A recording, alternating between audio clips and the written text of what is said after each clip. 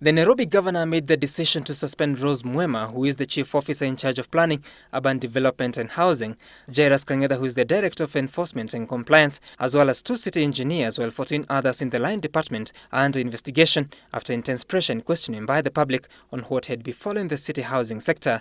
At a time, 12 people have died in just 3 weeks after 2 houses caved in Makongeni and Huruma estates. And we've laid off 2 engineers, and there are 14 others who are under investigation. So all in all, for 18 people are going to be made to leave the organization. And further investigations will be done. And if we found there's criminality, then obviously legal action is going to be taken.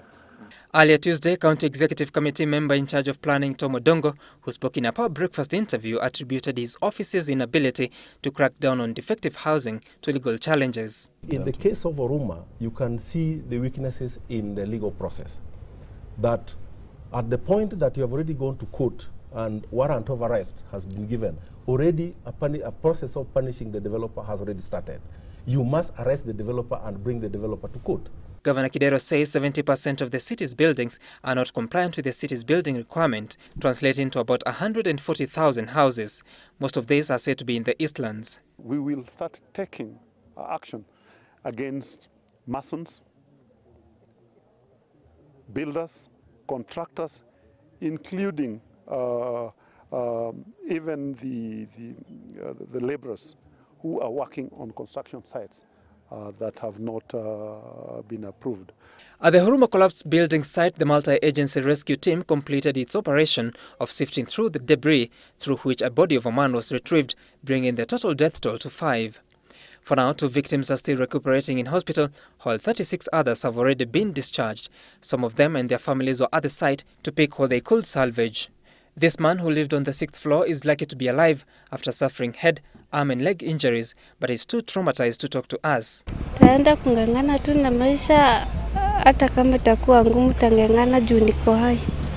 Tumekuja tuangalie vitu zake vile ilikuwa. Tumepata kidogo, singine hatujapata. Meanwhile, humanitarian organizations have offered assistance to 73 households affected by the collapsed building.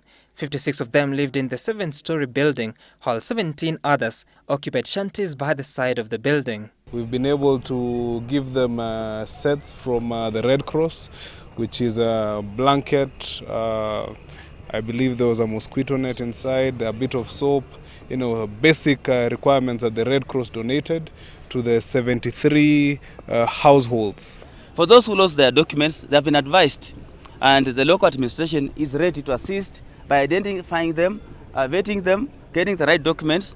If you get an ID, will enable you to get other documents. While the rescue and recovery operation may be complete here, it is an affirmation that tens of families have been disrupted, and even as authorities move to crack down on rogue developers and contractors, the question remains, how safe are buildings in Nairobi?